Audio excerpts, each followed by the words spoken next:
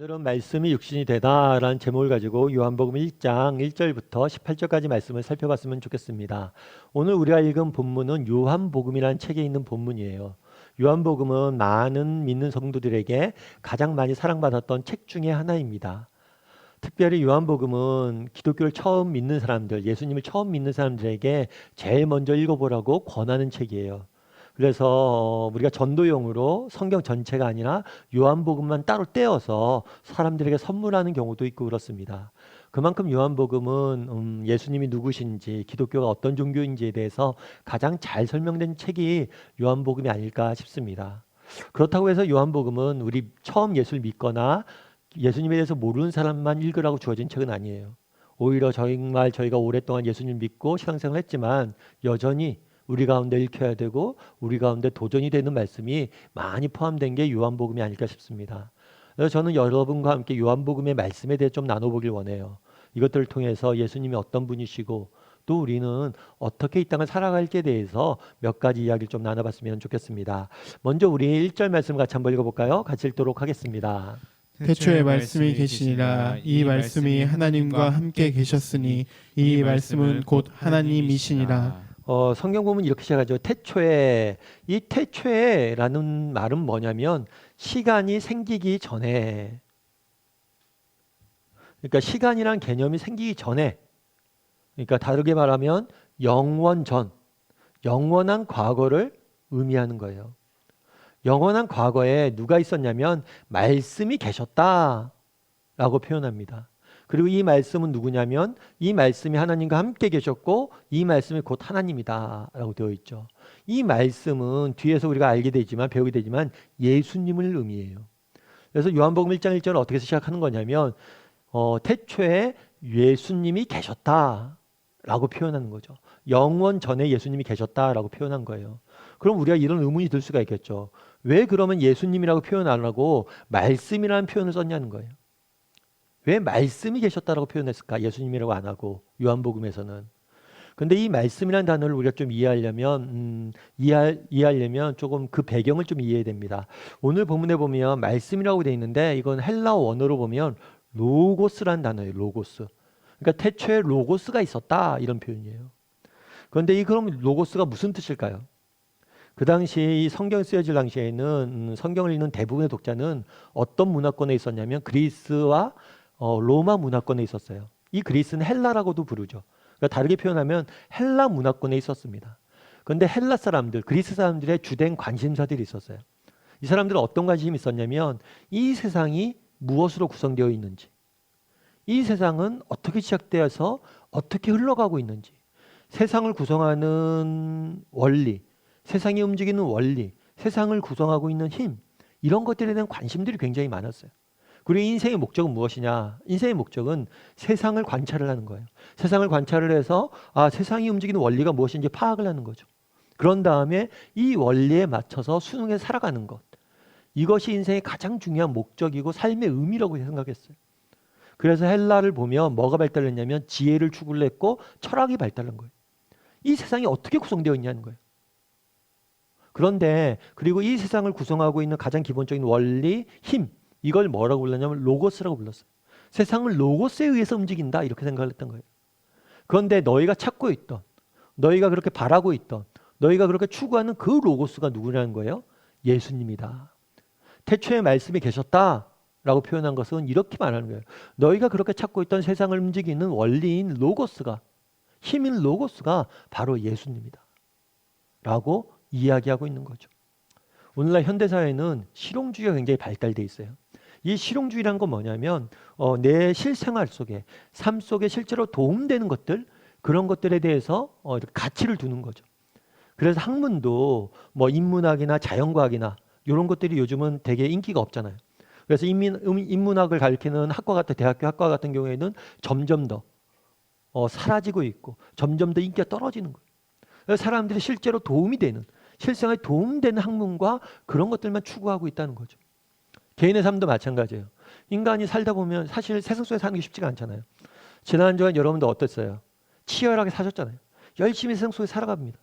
그러다 보니까 세상 사는 게 너무 힘드니까 뭐에 관심이 많아요? 어떻게 하면 내가 세상에 잘 살까? 또 세상을 속에 살아갈 때 좀 더 잘 먹고 잘 살 수 있는 그것에 도움이 될 만한 지식, 지혜 이런 것들에 관심이 점점 많아요. 그래서 현대 사회는 이 실용주의가 굉장히 뭐 사회적으로도 그렇고 개인의 삶에도 많이 팽배해져 있습니다. 그런데 제가 최근에 뭘 봤냐면 이제 박진영 씨라고 아시죠? 여러분 이 사람이 이제 가수잖아요. 가수고 이제 엔터테인먼트 회사 대표고 꽤 유명한 가수고 엔터테인먼트 회사 대표예요. 근데 이 사람이 책을 썼어요. 무슨 책을 썼냐면 무엇을 위해 살죠? 이 책을 쓴 거예요. 그 방송에 나와서 인터뷰를 하는 거죠. 그 사람들이 묻는 거예요. 아니 왜 그런 책을 냈습니까? 그리고 이 책은 영적인 문제에 대해서 관심이 많아서 영적인 문제에 대해 쓴 거예요. 그런 거죠. 당신이 가수이고 그러면 노래를 어떻게 하면 잘 만들까? 또 회사를 어떻게 하면 잘 운영할까? 이런 것에 대해서 관심이 있고 그런 것들에 대해서 이야기할 줄 알았는데 뭐에 대해서 이야기하는 거예요? 영적인 문제에 대해서 이야기를 한 거예요. 그래서 묻는 거죠. 아니 당신은 왜 이런 쪽에 관련된 책을 썼습니까? 이렇게 물으니까 이 박진영 씨가 그렇게 이야기하더라고요. 그 당시 그 프로그램의 MC를 유재석 씨라는 분이 봤는데 그런 얘기를 하는 거예요. 재석이도 마찬가지인데 재석이도 지금 미루고 있다는 거예요. 그러니까 재석이도 미루고 있는데 우리 인간은 언젠가 답해야 된다는 거예요. 뭘 답해야 되냐면 우리가 왜 살고 죽음 이후에 뭐가 기다리고 인간은 어디서 왔고 어디로 가고 있는지. 이 질문에 대해서 언젠가 우리가 답해야 되는 거예요. 그래서 나는 그 부분에 대해서 관심이 있어서 이 책을 썼다 이렇게 이야기하더라고요. 제가 그런데 그 인터뷰를 들으면서 되게 마음에 와닿던 표현이 그게 뭐냐면 미루고 있다는 거예요. 우리가 언젠간 답해야 돼요. 뭘 답해야 돼요? 삶이란 무엇인지, 죽음이란 무엇인지, 죽음 이후에 무엇이 우리를 기다리고 있는지, 정말 우리 인간은 어디서 와서 어디로 가는 존재인지 우리는 답해야 돼요. 그런데 안타까운 건 뭐냐면 많은 사람들이 이 질문에 대한 답을 뭐예요? 미루고 있는 거예요. 미루고. 옛날에 이런 유머가 유행을 했어요. 아마 여러분들 기억하는 분들도 계실 거예요. 나폴레옹에 대한 유머예요. 그건 나폴레옹이 이제 저기랍니다. 부대를 이제 병사들을 이끌고 진격 앞으로 나를 따르라 돌격하고 가요. 막 가다가 산 위에 오릅니다. 산 위에 올라서 딱 보더니만 나폴레옹이 한 얘기했죠. 이 산이 아닌가벼? 하고 산을 다시 내려가요. 그리고 부대를 이끌고 다른 산으로 올라갑니다. 그리고 그 산을 쫙 올라가요. 그 산 꼭대기에 또 올라갑니다. 올라가서 한참을 둘러보더니 아까 그 산인가벼? 이게 한때 되게 많이 유행했던 유행이에요. 사실 왜 이 유머가 유행을 했을까요? 사실 어쩌면 보면 그렇게 재미없을 수도 있어요. 근데 이게 왜 유행을 했을까요?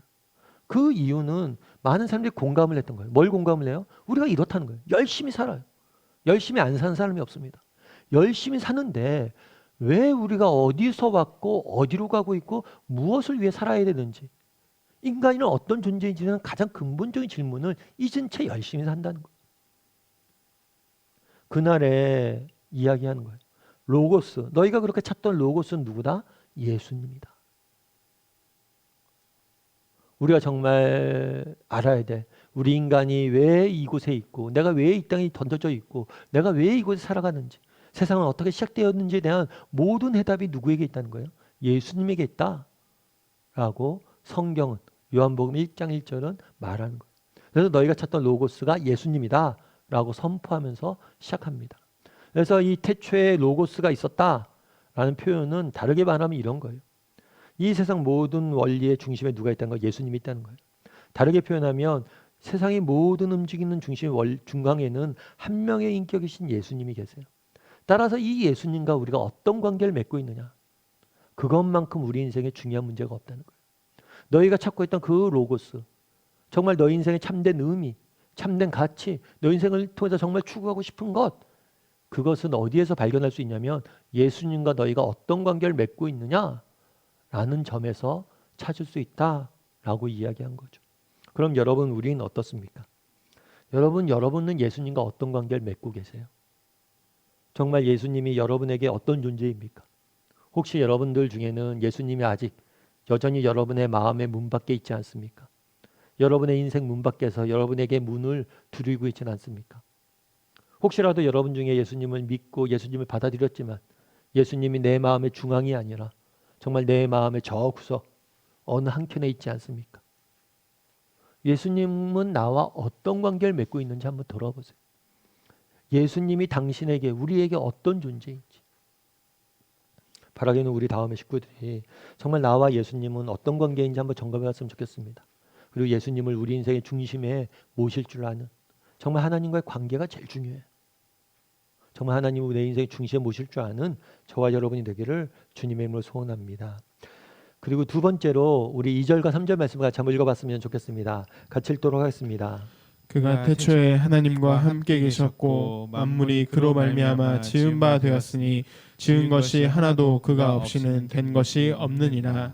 1절에서 뭐라고 되어 있냐면 로고스가 예수님이다. 너희가 찾던 그 로고스, 그게 바로 예수님이다 선포를 합니다. 그런 다음에 이 예수님이 어떤 존재인지에 대해 설명을 해요. 뭐라고 설명하냐면 그는 여기서 예수님이에요. 예수님은 태초에는 아까 얘기했던 것처럼 시간이 시작되기 전에 하나님과 함께 계셨다. 다르게 말하면 이것은 예수님은 피조물이 아니라는 거예요. 우리가 살아가는 이 시간과 공간, 이것은 원래 있었던 게 아니에요. 하나님께서 이 시간과 공간을 만드셨어요. 이 시간과 공간을 만든 다음에 이 시간과 공간에 존재하는 모든 것들을 하나님이 창조하셨어요. 그런데 이 태초에, 그러니까 이 시간이라는 개념이 생기기 전에 예수님이 계셨다는 거예요. 따라서 예수님은 피조물이 아니란 거예요.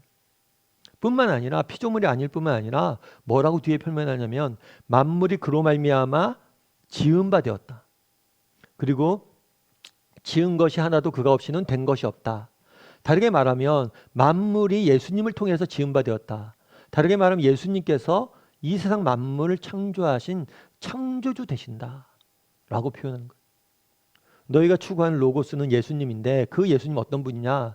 이 세상 만물을 창조하신 창조주시다 라고 요한은 2절과 3절에 설명하고 있는 것입니다. 한때 그런 믿음이 있었어요. 어떤 믿음이 있었냐면 영원한 우주에 대한 믿음이 있었어요. 뭐냐면 이 우주가 영원 전부터 존재했다는 거예요. 그래서 앞으로 영원토록 이 우주가 존재할 거라는 거예요. 그래서 사람들이 기독교인들이 창조되었다, 세상이 창조되었다 이렇게 이야기했을 때 뭐라고 생각했냐면 이거는 비과학적인 얘기다. 왜냐하면 이 우주는 영원 전부터 있었다라고 많은 무신론자들이 주장을 냈어요. 그래서 우주를 하나님께 창조하셨다 그러면 신화라고 기독교인들이 지어낸 이야기라고 이야기합니다. 그런데 요즘은 전부 다 무엇을 믿냐면 빅뱅 이론을 믿어요. 빅뱅 이론이 뭐냐면 우주가 어떤 시점, 하나의 시점에서 생겨났다는 거예요. 뻥 하고 터지면서 우주가 생겨났다는 거예요. 다르게 얘기하면 오늘날 대부분의 과학자들은 뭘 믿냐면 우주의 시작점을 믿어요. 우리가 살고 있는 이 시간과 공간이 언제부터인가 시작됐다는 거예요. 그러니까 이 빅뱅 이론 그리고 우주의 시작점이 있다는 것은 영원한 과거를 믿었던 무신론자에게는 정말 악몽 같은 이야기예요. 그들은 영원한 우주를 믿었거든요. 근데 영원하지가 않대요. 이 우주가. 이 시간과 공간이 영원하지 게 아니라 생겨났다는 거예요. 어느 시점에서. 그들의 믿음은 산산조각 난 거죠. 물론 과학은 우주가 이 시간과 공간이 시작되었다고 가르치지만 이게 어떻게 시작됐다고 가르치지는 않습니다. 그래서 많은 무신론자들은 우주가 어떻게 시작되었냐 했을 때 우연히 시작되었다고 얘기해요. 우연히 어느 날 에너지가 폭발을 하면서 우주가 생겨났다고 이야기합니다. 하지만 우리는 뭐라고 믿어요? 하나님께서 이것들을 창조하셨다. 그렇다면 어떤 걸 믿는 게 더 합리적일까요? 우주가 시작되었는데 어느 날 시작되었는데 우연히 시작되었다고 믿는 게 합리적일까요? 아니면 누가 만들었다고 믿는 게 합리적일까요? 이에 대해서 아이작 뉴턴 같은 사람은 이렇게 표현합니다. 나는 엄지손가락 하나만 있으면 하나님의 존재를 증명할 수 있다. 그가 이렇게 말한 건 그런 거예요. 엄지손가락을 연구하다 보니까 너무나 경이롭다는 거예요. 너무나 아름답고 정말 인간이 지금 과학기술이 발달됐잖아요. 인공 관절을 만듭니다. 그리고 인공 피부를 만들어요. 그런데 도저히 처음 우리 인간의 그것과는 비교할 수 없다는 거예요. 요즘 카메라 렌즈가 뭐 달까지 찍는다 뭐 이런 얘기하죠. 하지만 인간의 각막, 망막과 비교할 수가 없어요. 카메라가 받아들일 수 있는 것은 렌즈가 받아들일 수 있는 것은 한계가 있어요. 우리 눈이 훨씬 더 뛰어나다는 거예요. 그거와 마찬가지로 인간은 물론이고 이 우주가 너무나 정교하고 복잡하고 아름답게 지어져 있다는 거예요. 그런데 이렇게 정교하고 복잡하고 아름다운 우주가 우연히 만들어졌다고 믿을 수가 없다는 거예요. 그래서 어떤 게 더 그래서 뉴턴이라는 과학자는 이렇게 얘기하는 거죠. 손가락만 하나만으로도 난 하나님의 존재를 증명할 수 있다. 다르게 말하면 우연히 생겨났다고 믿는 것보다는 창조되었다고 믿는 게 훨씬 더 과학적이란 거, 합리적이란 거. 물론 과학은 우주의 시작점으로 우리를 데려갑니다. 하지만 어떻게 시작했는지 알려주진 않죠. 근데 보다 확실히 알 수 있는 방법이 있어요. 그건 뭐냐면 예수님이에요. 예수님. 그래서 오늘 본문의 14절은 이렇게 되어 있습니다. 우리 14절 말씀 같이 한번 읽어볼까요? 같이 읽겠습니다. 말씀이 육신이 되어 우리 가운데 거하심에 우리가 그의 영광을 보니 아버지의 독생자의 영광이요 은혜와 진리가 충만하더라. 그러니까 말씀은 예수님이에요. 예수님. 예수님이 육신이 되었다. 그러니까 예수님께서 인간의 몸을 입고 오셨다는 거예요. 그래서 예수님은, 하나님은 원래 인간의 눈에 보이지 않습니다. 그런데 인간의 몸을 입고 오셨기 때문에 하나님께서, 예수님께서 입고 오셨기 때문에 우리는 이제 눈으로 보고 만질 수 있는 거예요. 그리고 우리 가운데 거하심에, 이 거하시다라는 것은 뭐냐면 장막을 쳤다, 텐트를 쳤다는 거예요. 그래서 인간의 몸으로 임시적으로, 일시적으로 잠깐 머무셨다는 거예요. 그래서 우리가 보았다는 거예요. 그래서 우리가 그의 영광을 뭐 했다고요? 보았고 아버지의 독생자의 영광이요 은혜와 진리의 충만이다. 그러니까 예수님은 하나님의 그 영광, 하나님의 모습을 충만히 담고 있다. 다르게 표현하면 하나님 그 자체란 거예요. 그래서 이 말이 좀 어렵긴 하지만 결국에 어떤 얘기냐면 예수님은, 하나님은 눈에 보이지 않았어요. 그런데 예수님께서 이 땅에 인간의 몸을 입고 오심으로 우리는 하나님을 눈으로 직접 볼 수 있었다는 거예요. 어떻게 세상이 창조된 걸 압니까? 어떻게 하나님이 존재하는 걸 압니까?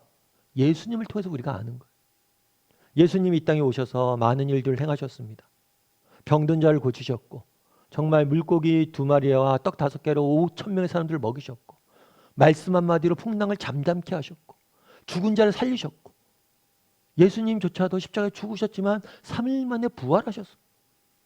이거는 도저히 인간이 할 수 없는 일인 거예요. 하나님이 아니시라면, 신이 아니라면 결코 할 수 없는 일들을 하셨다는 거예요. 그래서 우리는 예수님을 통해서 무엇을 보는 거예요? 하나님을 보시는 거예요. 창조주 하나님, 생명을 만드신 하나님, 생명을 주관하시고 모든 것을 다스리는 하나님의 모습을 예수님을 통해서 본 거예요. 그래서 어떻게 세상이 창조된 줄 압니까? 궁극적인 답은 어디서 찾는 거예요? 예수님 속에서 찾는 거예요. 보이지 않는 하나님이 존재하는지 어떻게 합니까? 세상이 창조된 걸 어떻게 합니까? 예수님을 통해서 우리는 발견하는 거예요. 그래서 이 복음서를 쓴 거예요. 요한이. 너희가 정말 예수님에 대해서 알아야 된다는 거예요. 그랬을 때 정말 예수님이 어떤 분인지 안다면 너희가 정말 하나님을 만날 수 있다는 거죠. 나를 본 자는 하나님을 보았다라고 이야기를 하는 거예요.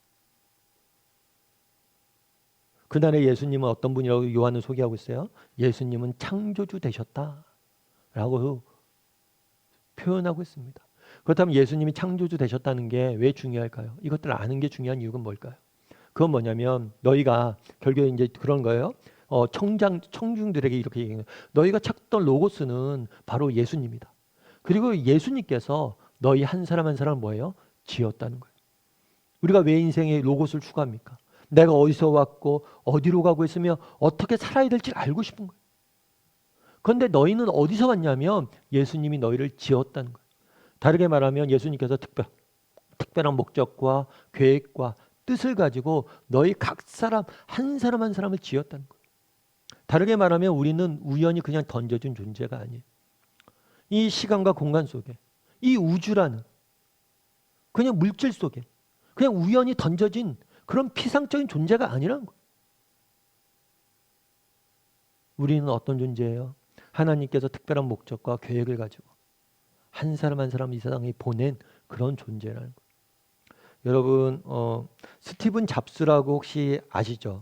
뭐 지금은 고인이 되었지만 애플을 창업한 사람으로 혁신의 아이콘, 그래갖고 디자인과 혁신의 아이콘으로 많이 알려져 있어요. 근데 제가 스티븐 잡스에 대한 이야기를 읽다가 재밌는 이야기 하나를 읽었어요. 어떤 이야기를 읽었냐면 처음에 애플 컴퓨터를 만드는데 여러분 컴퓨터를 만들면 우리가 애플이라는 제품은 디자인이 이쁘다라고 알려져 있잖아요. 그래갖고 외적 디자인도 이쁘겠죠. 근데 컴퓨터를 만들 때 그 내부에 보면 컴퓨터 내부에 선 같은 게 많을 거 아니에요. 그 선을 만드는데 스티븐 잡스가 뭘 요구했냐면 이 내부의 선이나 내부의 그것들을 최대한 아름답게 만들려고. 최대한 아름답고 멋있게 만들려고. 그러니까 기술자 밑에서 일하는 사람들이 의아한 거죠. 아니 보이지도 않잖아요. 다 케이스에 다 담으면 보이지도 않는데 이거 누가 본다고 이 안에 있는 선을 그렇게 아름답게 만들려고 그러냐고 그런 얘기를 한 거예요. 그랬을 때 스티븐 잡스가 뭐라고 대답했냐면 내가 본다고. 내가 보니까 아름답게 만들어야 된다고. 그러면서 뭐라고 얘기했냐면 위대한 목수는 사람들에게 보이지 않는다고 장롱 뒤에 있는 나무를 장롱 뒤에 보면 이렇게 보이지 않는 벽 있잖아요. 그게 되는 나무를 형편없는 나무를 쓰지 않는다고. 위대한 목수는 사람들이 보이지 않는 그 뒤에 있는 나무조차도 좋은 나무를 쓴다고 얘기한 거예요. 내가 보니까 그렇게 만들었네. 참 제가 그 얘기를 들으면서 야 저렇게 하니까 그렇게 좋은 제품이 나온다 이런 생각이 들었어요. 그러면서 또 한편 든 생각이 뭐냐면 하나님에 대한 생각이 들었어요. 정말 우리가 그런 거잖아요. 하나님이 우리를 만들었다고 우리는 믿는 거잖아요. 내가 너희를 만들었다는 거죠. 세상이 보기에 우리를 어떻게 볼지 몰라도 세상이 보기에 우리가 보잘것없어 보일지 몰라도 세상이 우리를 보지 않을지 몰라도 주목하지 않을지 몰라도 우리 한 사람 한 사람은 하나님 보시기에 아름답게 지었다는 거예요. 정말 존귀하게 지었다는 거예요. 너희가 그것을 알라는 거예요. 너희가 로고스를 그렇게 찾고 있지 않았냐. 너희의 삶의 의미를 정말 찾고 있지 않았냐. 너희의 삶의 의미는 어떻게 발견할 수 있냐. 너희를 지으신 하나님에게서 발견할 수 있다는 바라기는 우리 다음의 식구들이 정말 우리의 창조주 되신 하나님을 바라봤으면 좋겠습니다. 정말 우리는 그런 무의미한 존재들이 아니에요. 하나님께서 우리 각 사람을 특별한 목적과 계획을 가지고 지으시고 이 땅에 보내셨음을 믿길 바랍니다. 그래서 정말 우리 삶 가운데 하나님이 지으신 그 목적을 이루어갈 줄 아는 바라보고 이루어갈 줄 아는 저와 여러분이 되기를 주님의 이름으로 소원합니다. 세 번째로 마지막으로 살펴보길 원하는 건 4절이에요. 4절 말씀 같이 한번 읽어볼까요? 같이 읽도록 하겠습니다. 그 안에 생명이 있었으니 이 생명은 사람들의 빛이라. 그러니까 순서를 보면 이렇게 되는 거죠. 처음에 로고스는 예수님이다 설명을 합니다. 그리고 이 예수님은 뭐라고 설명해요? 창조주 되시다. 너희가 그렇게 찾고자 했던 로고스는 이 세상을 만드는 창조주이고 너희는 뭐냐면 하나님의 피조물이라는 거예요. 특별한 목적과 계획을 가지고 너희를 만들었다는 거예요. 그런 다음에 또 설명을 해요. 그 안에 생명이 있으니 이 생명은 사람들의 빛이다. 그 다음에 세 번째로 설명하는 건 뭐냐면 예수님은 뭐라는 거예요? 빛이라고 그래요. 빛. 그렇다면 왜 예수님을 빛에 비유했을까요? 예수님을 빛에 비유한 이유는 뭘까요? 그것은 뭐냐면 이 빛은 진리와 생명의 원천이라는 의미예요. 여러분 우리가 빛이 있어야지 우리가 무엇인가를 진리를 발견할 수 있습니다. 예를 들면 그런 거예요. 여러분 깜깜한 어둠에 갇혀 살았다고 생각해 보십시오. 어둠에 갇혀 있으면 이 물건이 어떤 물건인지 인식할 수가 없어요. 이 물건이 어떤 것인지 파악할 수가 없어요. 그러니까 빛이 있기 때문에 우리는 물건을 분별하고 파악을 하고 지식을 얻을 수 있는 거예요. 빛이 없다면 우리는 아무것도 분별할 수 없고 어떤 지식도 얻을 수 없습니다. 뿐만 아니죠. 빛이 있어야지 우리가 뭘 얻을 수 있어요? 생명을 얻을 수가 있어요. 그래서 만약에 태양이 빛을 잃는다. 요즘 날씨가 춥죠. 진짜 꽁꽁 얼어붙었다. 이런 말이 맞죠. 저도 어렸을 때 이후로 정말 오랜만에 이렇게 추위가 맞이하는 것 같아요. 그리고 고름도 얼고 곳곳에 막 눈이 쌓여져 있고. 그래서 어떤 사람들이 그런 얘기 하더라고요. 이렇게 계속 추위가 계속되면 우리가 이제 전력량 저희가 보유하고 있는 전력량 있잖아요. 이런 전력량이 떨어져서 정전이 될 수도 있다고. 그럼 정말 완전히 끝나겠죠. 뭐 온돌 못 되니까 정말 추운 그런 시절을 맞을 수 있다고 뭐 이런 얘기도 하고 그러던데 아무튼 여러분 만약에 태양이 더 이상 비치지 않는다고 생각해 보십시오. 그럼 온 세계가 뭐가 돼요? 빙하기가 올 거예요. 꽁꽁 얼어버릴 거예요. 그럼 어떤 생명도 존재할 수가 없습니다. 그날에 왜 빛에 예수님을 비유했냐? 이 빛은 뭐냐면 생명과 진리의 원천이라는 거예요. 예수님을 통해서 우리는 진리를 발견하고 뭐예요? 생명을 얻는다. 이렇게 말하는 겁니다. 여러분은 어떠세요? 정말 여러분들이 예수님이 여러분 인생의 빛이 되셨습니까? 여러분은 예수님을 통해서 빛을 보았어요. 예수님이 여러분의 인생의 진리와 생명의 원천 되세요. C.S. 루이스는 이런 이야기를 했어요. 어떤 얘기를 하면 참 재밌는 얘기를 했는데 C.S. 루이스는 내가 기독교를 믿는 것은 해가 떴다는 것을 믿는 것과 같다. 단지 해가 보여서 믿는 것이 아니라 해가 떠서 모든 게 보이기 때문에 믿는다. C.S. 루이스는 원래 무신론자였어요. 그러다 예수님을 믿고 그래서 굉장히 기독교 지성으로서 굉장히 선한 연연을 많이 미쳤죠. 근데 되게 재미있는 표현을 쓴 거예요. 내가 기독교를 믿는 것은 해가 떴다는 것을 믿는 것과 같다.